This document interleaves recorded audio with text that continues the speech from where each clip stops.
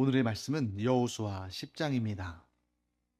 그때에 여호수아가 아이를 빼앗아 진멸하되 여리고와 그 왕에게 행한 것 같이 아이와 그 왕에게 행한 것과 또 기브온 주민이 이스라엘과 화친하여 그 중에 있다 함을 예루살렘 왕 아도니 세덱이 듣고 크게 두려워하였으니 이는 기브온은 왕도와 같은 큰 성이요 아이보다 크고 그 사람들은 다 강함이라.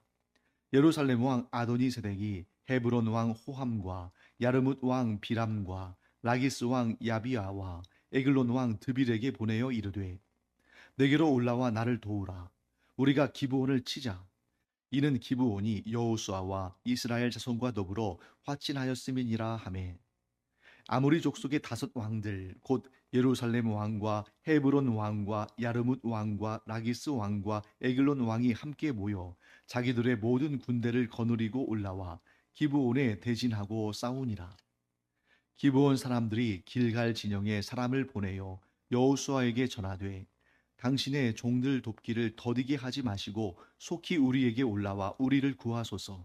산지에 거주하는 아모리 사람의 왕들이 다 모여 우리를 치나이다 하매 여호수아가 모든 군사와 용사와 더불어 길갈에서 올라가니라. 그때에 여호와께서 여호수아에게 이르시되 그들을 두려워하지 말라.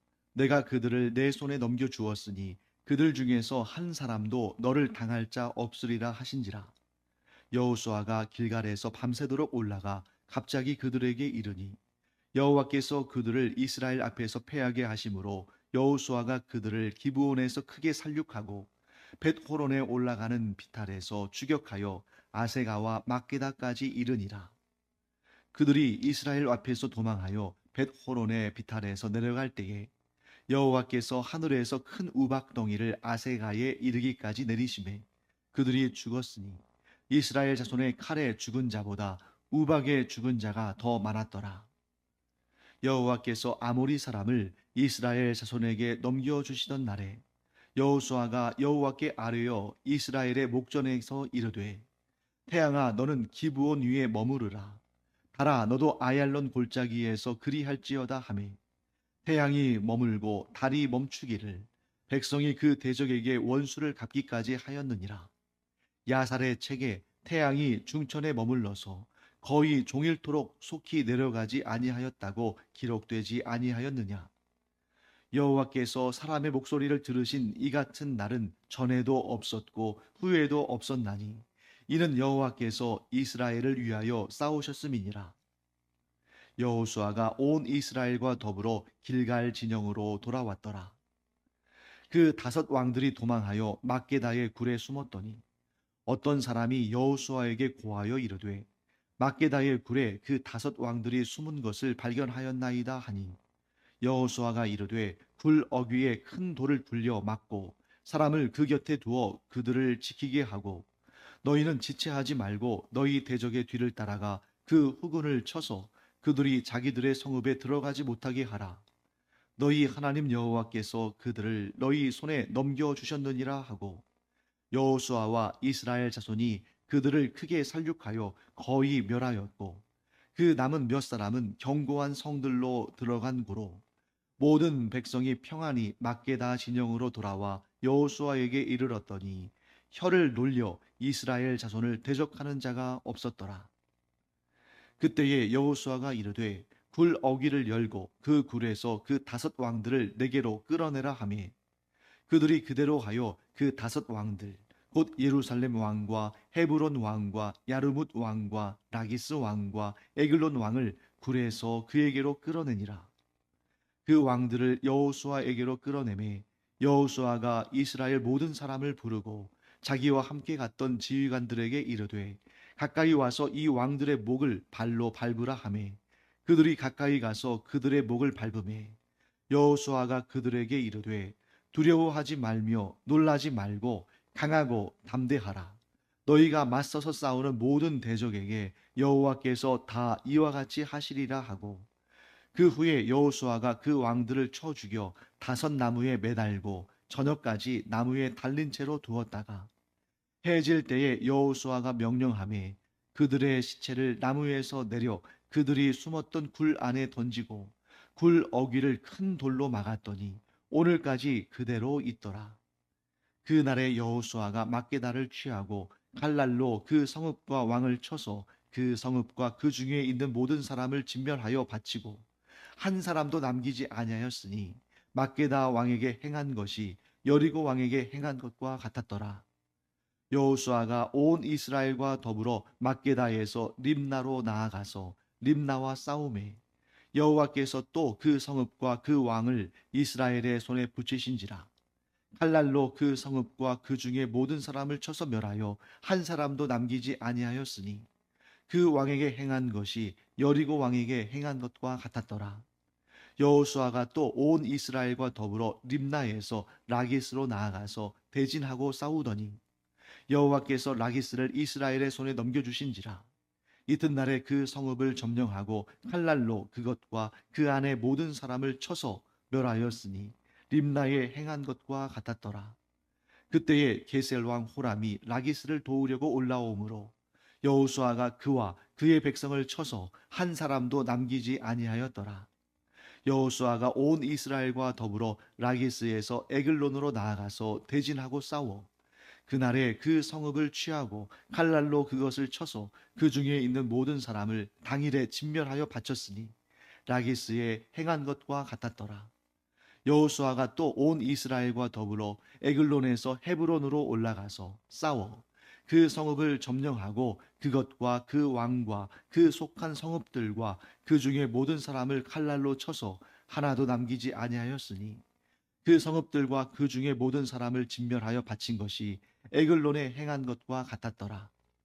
여호수아가 온 이스라엘과 더불어 돌아와서 드빌에 이르러 싸워 그 성읍과 그 왕과 그 속한 성읍들을 점령하고 칼날로 그 성읍을 쳐서 그 안에 모든 사람을 진멸하여 바치고 하나도 남기지 아니하였으니 드빌과 그 왕에게 행한 것이 헤브론에 행한 것과 같았으며 림나와 그 왕에게 행한 것과 같았더라.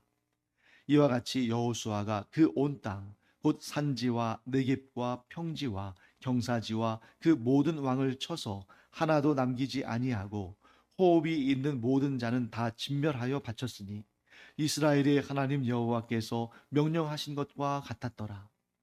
여호수아가 또 가데스 바네아에서 가사까지와 온 고센 땅을 기브온에 이르기까지 치매 이스라엘의 하나님 여호와께서 이스라엘을 위하여 싸우셨으므로 여호수아가 이 모든 왕들과 그들의 땅을 단번에 빼앗으니라. 여호수아가 온 이스라엘과 더불어 길갈 진영으로 돌아왔더라. 네, 우리가 여호수아 10장을 읽었습니다. 여호수아 10장은 크게 보면 어떤 내용이냐면 이스라엘과 언약을 맺은 기브온을 괘씸죄로 그들을 치려하는 가나안 땅의 남쪽에 있는 다섯 나라 연합군을 여호수아와 이스라엘 백성들이 쳐서 멸하고 또 오늘 이 10장의 후반부에는 이 가나안 땅의 남쪽 지역 나중에 주로 유다 지파의 땅이 되는 이 지역을 차지하는 역사들을 설명하고 있습니다. 자, 오늘 이 여호수아 10장의 내용을 간단하게 요약하자면 이렇게 말할 수 있겠습니다. 언약 때문에 하나님은 싸우시고 승리하시며 심지어 태양과 달이 멈춰 서기까지 하나님의 그 역사를 온전히 이루신다 하는 것입니다. 여기에서 굉장히 중요한 내용이 바로 언약의 신실함입니다. 오늘 이 이스라엘의 모든 승리는 하나님의 언약의 신실하심과 또 이스라엘의 언약의 신실함 때문에 이루어진 것입니다. 자, 우리나라가 지정학적으로 매우 불안한 곳에 위치하고 있죠. 자, 모든 여건이 평화롭고 좋을 때는 이 한반도처럼 지정학적으로 아주 좋은 곳이 흔치 않습니다. 마치 유럽의 이탈리아처럼 이 동아시아의 한반도는 대륙과 바다, 즉 대륙의 세력과 해양 세력을 연결하는 그러한 아주 중요한 중간지대에 위치하기 때문에 이런 지리적인 특성상 대륙으로 진출하기도 좋고 해양으로 나가기도 좋습니다. 예를 들면 우리나라보다 훨씬 더 땅이 큰 몽골 같은 나라는 넓은 초원에 넓은 땅을 차지하고 있지만 바다에 접하지 않잖아요. 그러니까 해양으로 나갈 수 있는 길이 참 막혀 있기 때문에 어려움이 있습니다. 반면에 일본 같은 나라는 해양을 통해서 세계 곳곳에 갈 수 있지만 그들은 역사 내내 어디로 진출하는 것이 꿈이었습니까? 대륙으로 진출하는 것이 꿈이었죠. 그래서 우리나라 역사에서도 보면 뭐 임진왜란이랄지 또 구한말 시대에 이 조선을 탐낸다든지 또 오늘날도 지금 우리나라는 허락하고 있지 않지만 일본은 계속해서 일본에서 부산으로 해저 터널을 연결해 가지고 대륙으로 진출하고자 하는 그런 그 소원하는 마음을 가지고 있거든요. 거기에 비해서 우리나라는 지정학적으로 굉장히 좋은 위치에 있습니다만 문제는 상황이 안 좋아지면 이러한 지정학적으로 좋은 위치에 있는 나라들이 또한 가장 위험해질 수 있다는 거죠. 왜? 열강이 강한 나라들이 욕심을 내니까. 그럼에도 불구하고 이런 지정학적으로 위험한 상황에 있음에도 불구하고 외국에서 우리나라를 보는 것보다 우리나라 사람들이 오히려 더 평안하죠. 이런 위치를 보면서 다른 나라 사람들은 이 한국이 좀 위험한 상황이다. 위쪽으로는 북한과 또 러시아, 또 왼쪽으로는 중국, 오른쪽으로는 일본, 이렇게 주변 나라들이, 강한 나라들이 많이 있다 보니까 위험하다. 그렇게 생각하는데, 반면 우리는 막 그렇게까지 위험하게 막 밤잠을 못 잘 정도로 그러진 않잖아요. 왜 그러냐면, 우리나라가 지금 당장이라도 전쟁이 나도 이상하지 않을 휴전 상태에 있는 나라지만, 미국과의 동맹이 있기 때문이죠. 자, 우리나라는 전 세계적으로 미국이 전쟁이 일어나면 반드시 참전하기로 약속한 그런 언약을 맺은 몇 안 되는 나라 중에 하나입니다. 자, 그러다 보니까 이 조약에 따르면 우리나라가 외부의 침략을 받든 반대로 미국이 외부의 침략을 받든 공격을 당하면 이 동맹을 맺은 나라는 무조건적으로 자동적으로 참전하게 돼 있어요. 자, 미국이 뭐 예를 들어서 러시아나 중국이나 이런 나라와 전쟁한다면 우리나라는 미국을 돕기 위해서 반드시 참전해야 됩니다. 반대로 우리나라가 북한이나 중국이나 러시아의 공격을 받게 되면 미국은 또한 당연하게 자동적으로 참전하게 돼 있습니다.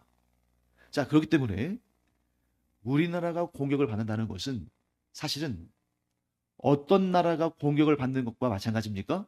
미국이 공격을 받는 거나 마찬가지죠. 여러분 요즘에 중국하고 일본 사이의 관계가 안 좋은 거 아시죠? 왜 안 좋습니까? 그 일본 수상이 이런 말 한마디 했잖아요. 대만이 중국의 공격을 받으면 우리는 참전해서 대만을 도울 것이다. 근데 여러분 한번 생각해 보세요. 핵무기를 가지고 있고 어마어마한 군사력을 가지고 있는 중국과 일본은 2차 세계대전의 패전국이기 때문에 자위대를 가지고는 있지만 아주 공격적인 그러한 작전을 펼치기는 아직 무리죠. 두 나라가 전쟁한다면 당연히 중국이 승리하겠죠. 그런데 왜 중국이 일본의 그 수상의 발언 때문에 예민하게 반응하고 일본과의 교류를 끊고 그럴까요? 일본이 참전한다는 것은 곧 어떤 나라가 참전하는 것을 의미합니까? 미국이 참전하는 것을 의미하죠. 지금 중국은 일본 때문이 아니라 일본이 그렇게 길을 열어주면 미국이 참전해서 큰 문제가 생길 것 같으니까 미리 그렇게 예민하게 반응하는 것입니다.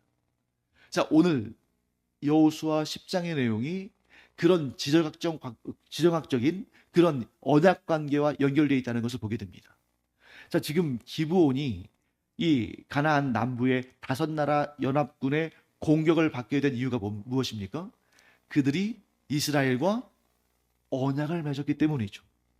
그들이 이스라엘과 화친을 맺고 언약을 맺었기 때문에 나머지 그 주변에 있는 다섯 나라들이 괘씸한 거예요. 지금 우리끼리 힘을 똘똘 우리가 힘을 하나로 모아서 똘똘 뭉쳐도 지금 될까 말까 한 판인데 너희가 그렇게 먼저 이스라엘과 언약을 맺고 수그리고 돌아가면 우리는 뭐가 되느냐 이렇게 된 것이죠. 그런데 기브온은 바로 사람을 누구에게 보냅니까? 길갈에 있는 여호수아에게 보내죠. 왜? 언약을 맺었으니까. 우리가 공격을 당할 때 너희가 우리를 도와주기로 언약을 맺었으니까 우리를 도와달라 하고 보냅니다. 그때 여호수아가 만일 야, 우리가 지금 너희를 돕느라고 에너지를 많이 낭비하고 전력을 노출시키고 또 그렇게 전쟁하다 보면 사람들도 많이 죽고 또 물자도 많이 잃을 텐데 우리 손해볼까 봐서 그렇게 못하겠다. 그렇게 할 수 없다는 거죠. 왜냐하면 다른 나라는 어떨지 모르지만 이스라엘은 하나님과 언약을 맺은 자들이기 때문에 그 언약이 얼마나 중요한지를 잘 알고 있다는 것입니다. 그래서 여러분 우리는 모세 때부터 여호수아에 이르기까지 그들이 이 언약 관계가 얼마나 중요한지를 너무너무 잘 알고 있다는 것을 이미 여리고성 전투를 앞두고 공부한 적이 있어요. 여리고성 전투를 앞두고 여호수아가 2명의 정탐꾼을 여리고성 안으로 잠입시켰죠. 그때 그들을 쫓기는 그들을 숨겨주고 살려준 사람이 누굽니까? 라합이었습니다. 그 라합에게 이 정탐꾼이 뭐라고 약속합니까? 우리가 너희를 지켜주겠다. 대신에 너희가 집 안에만 있고 창 밖으로 붉은 줄을 매달아라. 그런데 너희들 중에 혹시 너희 가족 중에 누구라도 이 집 밖으로 나가면 우리가 보장할 수 없다. 하지만 이 집 안에 있는데 너희가 만일 위험을 당하고 생명을 잃게 된다면 우리의 생명으로 그것을 갚겠다. 얼마나 신실한 거예요. 또한 어제도 우리가 공부했죠. 기브온 사람들이 비록 여호수아와 이스라엘 백성들을 속였지만 이 여호수아와 이스라엘 백성들이 여호와 하나님의 이름으로 그들과 언약한 것을 지킵니까? 지키지 않습니까? 지켰습니다. 그래서 여기에서 성경 전체에 아주 핵심적인 주제가 등장합니다. 구원은, 하나님의 놀라운 역사는 언약의 신실함을 통해서 이루어지는 것이지 우리가 그럴 만한 능력이나 자격이 있어서가 아니다. 우리나라가 중국이나 러시아나 북한, 그 핵무기를 가지고 있는 나라들, 그 나라들과 대항해서 승리할 수 있는 그런 능력이 있어서 안전한 것이 아니라 우리와 동맹을 넘어서 혈맹의 수준의 조약을 맺은 미국이 우리와 함께이기 때문에 우리가 이러한 지정학적으로 위험한 상황 가운데 있지만 안심하며 평화를 누릴 수 있는 것이다. 그래서 가나안 땅 남부의 5나라가 기브온을 공격하는 것은 무엇과 같습니까? 기브온과 언약을 맺은 이스라엘을 공격하는 것과 같고, 이스라엘과 전쟁하는 것은 이스라엘과 언약을 맺으신 하나님과 싸우는 거나 마찬가지죠. 그렇기 때문에 이 전쟁은 누구의 전쟁이 되어버렸습니까? 하나님의 전쟁이 되어버렸죠. 그 내용을 오늘 이 여호수아 10장이 너무나 잘 보여줍니다. 11절 말씀 보실까요? 끝부분에 이런 내용 나옵니다. 이스라엘 자손의 칼에 죽은 자보다 우박에 죽은 자가 더 많았더라. 일부러 기록한 거예요. 자, 사람들이 많이 죽었다. 그들이 거의 전멸당하시피 했다. 이렇게 기록하고 끝내도 되는데 일부러 이 내용을 기록했습니다. 뭐라고 기록합니까? 이스라엘 자손의 칼에 죽은 자보다 우박에 죽은 자가 더 많았더라. 사실 여러분, 사람은 자기중심적이기 때문에 이런 내용 쓰고 싶지 않을 수도 있습니다. 우리가 싸워서 그들을 다 진멸시키다시피 했다. 우리가 그렇게 큰 전적을 세웠다. 우리가 그렇게 큰 승리를 거뒀다. 이렇게 말하고 싶을 거 아니에요? 왜? 자신들이 참여했으니까. 그런데 그들은 분명히 정확하게 기록합니다.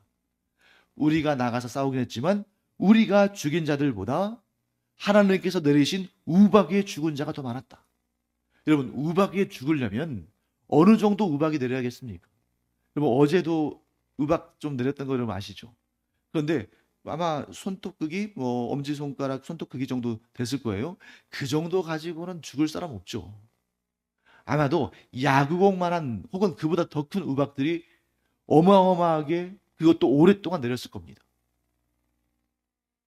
그 다음에 더 놀라운 사실이 기록되죠. 12절 말씀 보실까요? 여호수아가 여호와께 아뢰었습니다. 자, 뭐라고 아뢰입니까?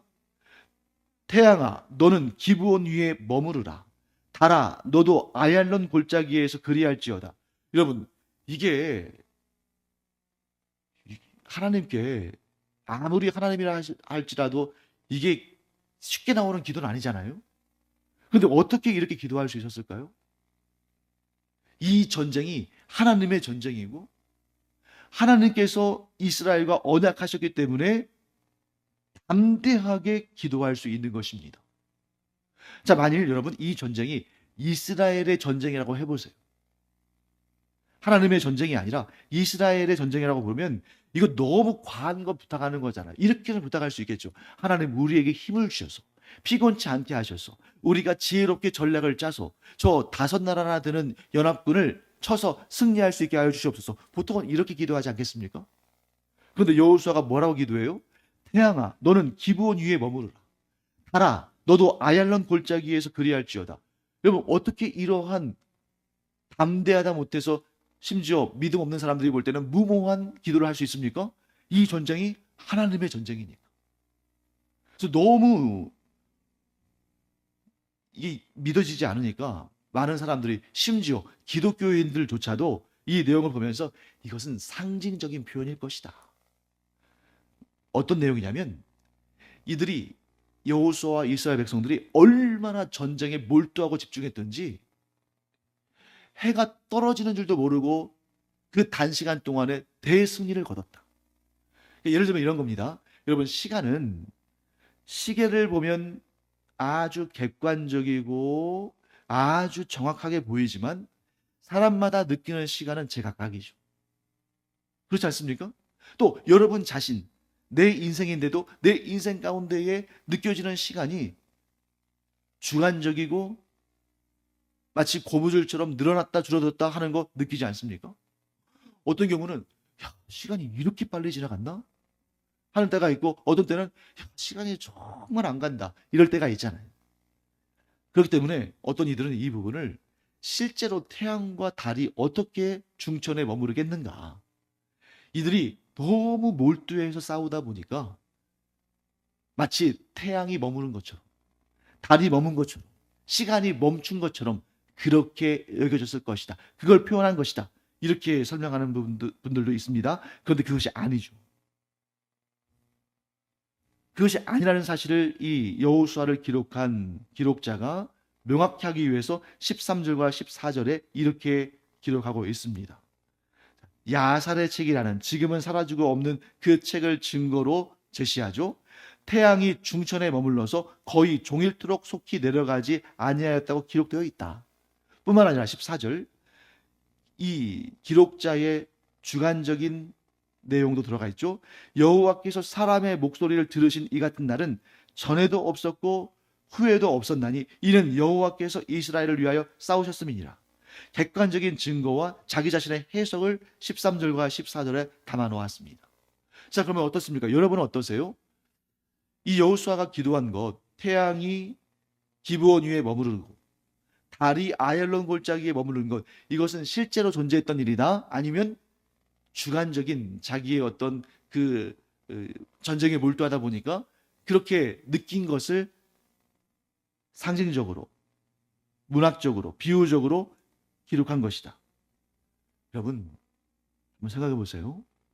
만일 하나님께서 이 우주 질서 안에 끌려가시고 주관되시고 그 안에서 살아가며 일하는 존재라면 태양과 달을 멈추게 할 수 없습니다. 그런데 여러분과 제가 믿고 있는 믿음, 확신하는 믿음 뭡니까? 하나님께서 무에서 유를 창조하시고 하나님께서 온 우주 만물, 태양과 달을, 지구를 포함한 모든 것을 창조하지 않으셨습니까? 그럼 여러분 생각해 보세요. 객관적으로 생각해 보세요. 어떤 게 더 어려운 일입니까? 자, 태양과 달을 일시적으로 몇 시간 동안 머무르게 하는 그런 것이 어렵겠습니까? 아니면 아무것도 없는 상태에서 태양과 달과 지구와 사람과 우주 만물을 창조하시는 일이 어렵겠습니까? 무에서 유를 창조하시는 것은 존재하는 것에 어떠한 성질의 변화나 질서의 변화를 주는 것과는 비교할 수 없이 어려운 일이죠. 우리는 하나님께서 무에서 유를 창조하시고 온 우주 만물과 우리를 창조하셨다는 사실을 믿는다면 이런 태양이 머무르고 달이 머무르는 것 정도는 아무것도 아닌 일이에요. 그런데 우주 창조, 하나님의 창조를 믿으면서 태양이 멈춰서고 달이 멈춰서는 거에 대해서는 아니 이것은 불가능한 일이기 때문에 이건 그냥 상징적인 문학적인 표현입니다. 이렇게 말하는 건 어불성설 아닙니까? 사랑하는 성도 여러분, 하나님께는 불가능이 없는 줄 믿습니다. 하나님께서 워낙 정교하게 온전하게 이 우주의 질서를 만들어 놓으셨기 때문에 그것을 거스르거나 훼손하거나 바꾸시는 일이 없으시지만, 그러나 그렇다고 해서 하나님께서 그런 일을 못 하시는 것은 아니에요. 안 하시긴 하지만 못 하시는 것이 아니다. 그래서 하나님께서 특별히 하나님의 놀라운 기적을 일으키셔야 되는 그때에는 반드시 하나님께서 기적을 일으키시는 줄 믿습니다. 여기서 우리가 분명히 알아야 할 사실 하나가 있습니다. 그것은 뭐냐면, 우리가 일상의 소소한 일에 대해서 하나님께 기도를 드리고 그 기도의 응답을 받는 것은 당연한 것으로 여기는데, 인생에 몇 번 없을 그러한 놀라운 일, 큰 일, 중요한 일에 대해서 기도할 때에는 하나님께서 이 기도를 들어주실까? 하나님께서 이 기도에 응답하실까? 하는 그러한 좀 마음을 조려하는 그런 마음을 가질 때가 많다는 거죠. 그런데 여러분, 그것은 우리가 인간이기 때문에 갖는 생각이에요. 자, 우리에게는 작은 일과 큰 일이 있고, 실현하기 어려운 일과 실현하기 쉬운 일이 있고, 될 것 같은 일이 있고 안 될 것 같은 일이 있습니다. 우리는 그걸 구분합니다. 그런데 여러분 생각해 보세요. 왜 우리가 그걸 구분합니까? 능력이 완전하지 않으니까. 그 어려운 일까지 이루기에는 내 능력이 도달하지 않으니까 그렇게 우리가 구분하고 어려워를 합니다. 그런데 여러분, 하나님은 전지전능하신 분이시기 때문에 우리가 사소하게 여기는 일이나 우리가 불가능하다고 여기는 일이나 하나님께는 다 사소한 일이에요. 우리는 작은 일은 그래도 내가 어느 정도 할 수 있겠다 싶고, 큰 일은 내가 이걸 감당할 수 없는데 그러면서 작은 일은 대충 하고 큰 일은 하나님께 막 간구하면서 이렇게 나가는데, 하나님께는 그 모든 일들이 사소한 일이다. 하나님께서는 전지전능하시기 때문에 우리가 무엇을 구하든지 간에 하나님께는 불가능이 없다. 그러면 우리의 기도에 하나님께서 응답하시느냐 응답하지 않으시느냐, 그 차이는 우리가 구한 것이 크냐 작나에 있는 것이 아니다. 자, 우리가 작은 것을 구하면 하나님께서 기꺼이 응답해 주시고, 우리가 큰 것을 구하면 하나님이 좀 어려워하시면서 이루지 못하신다. 아닙니다. 기도의 응답은 우리가 구한 것이 작으냐 크냐 거기에 있는 것이 아니라, 하나님의 응답은 이 두 가지에 달려 있습니다. 첫째는 기도하는 자가 하나님 앞에 신실하냐 신실하지 않냐, 여기에 달려 있어요. 자, 오늘 하나님께서 여호수아가 구한 그 놀라운 일, 태양을 멈추고 달을 멈추게 하는 그 기도에 하나님께서 왜 응답하셨습니까? 앞에 계속 지금 그 얘기를 힌트를 주고 있잖아요. 여리고성 전투에서도 기브온과 언약을 맺을 때도 여호수아와 이스라엘이 하나님 앞에서 언약의 신실한 자들이었기 때문에 하나님께서 그들을 보시고 응답하신 것입니다. 성경에서 말씀하시잖아요. 너희가 이웃들에게 한 일이 곧 나에게 한 일이다. 그러니까 우리가 우리 이웃들에게 언약에 신실하면 하나님도 우리에게 언약에 신실하신 거예요. 왜? 하나님께 언약에 신실하다고 말하면서, 하나님과의 언약에 신실하다고 말하면서 사람과의 언약에 신실하지 않다? 이것은 중심이 올바르지 않은 거죠. 그렇기 때문에 우리의 기도가 하나님의 응답을 받느냐 받지 못하느냐, 첫 번째는 뭐냐면, 우리가 하나님께서 우리에게 그러하시듯이 우리가 하나님께, 그리고 또 우리가 이웃들에게 신실한 자들인가 하는 그런 부분입니다. 그 다음에 두 번째, 하나님께서 하나님의 이름을 걸고 그의 능력을 행하셔서 이루실 만큼 그 일이 하나님의 뜻에 합당한 일인가. 하나님께서 하나님의 이름을 걸고 일하시는데 그 하나님의 이름에 합당한 기도의 제목을 올려드리고 있는가.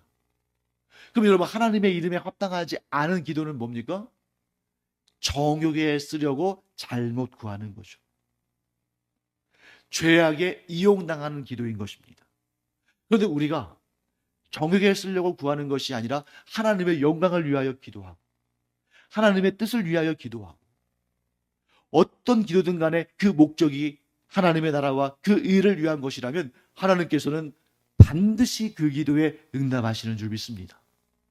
그래서 우리가 오늘 이 본문을 교훈 삼아서 이 두 가지를 꼭 마음에 새기고 기도의 응답을 받는 하나님의 사람들 되기를 간절히 축원합니다. 첫째 뭐예요? 내가 신실한 사람인가?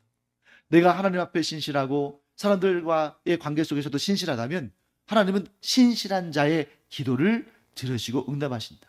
하나님은 의인의 기도에 속히 응답하시는데 그 의인이 어떤 사람입니까? 하나님께도 신실하고 사람에게도 신실한 자인 거죠. 두 번째, 하나님께서 하나님의 이름을 걸고 응답하시기에 합당한 기도의 제목인가? 이 두 가지를 늘 기도할 때 마음에 새기고 이 두 가지에 맞춘 그런 기도가 됨으로 말미암아 하나님의 그 능력의 응답을 얻는 우리가 되기를 간절히 축원합니다. 기도하겠습니다. 하나님, 오늘 저희는 성경 전체에서 아니 인류 역사 전체에서 가장 기적적인 하나님의 응답을 보았습니다. 그 응답은 여호수아와 이스라엘이 신실한 자들이요, 또한 그들의 기도가 하나님께서 하나님의 이름을 걸고 응답하시기에 합당한 기도의 제목이었기 까닭에 하나님께서 그 기도에 놀라운 기적으로 응답하신 것을 보게 됩니다.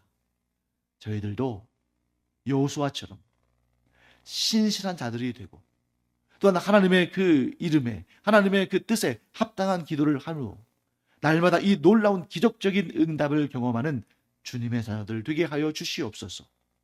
감사드리며 예수님의 이름으로 축복하며 기도합니다. 아멘.